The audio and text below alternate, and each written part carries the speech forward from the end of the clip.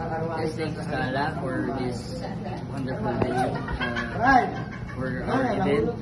Naging okay naman lahat. Wala naging problema. Konting misunderstanding lang pero all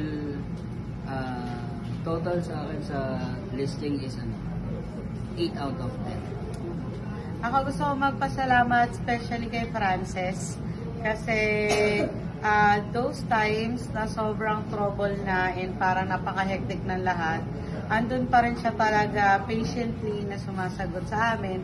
And dun sa mga queries namin, kahit medyo mainit na yung ulo namin, marunong siya mag-empathize. So next is gusto ko magpasalamat kay Jennifer. Thank you very much kasi napaka-tiyaga mo the whole day. And sinamahan mo ko, inassist mo ko, ang galing ng assistance mo. So hopefully, marami pang kagaya mo dito na sa Stala, di ba? And merong mga minimal flaws pero tolerable naman. We're still thankful that Stala held our special day. Salamat ng marami and mabuhay kayo. Thank you. Thank you more.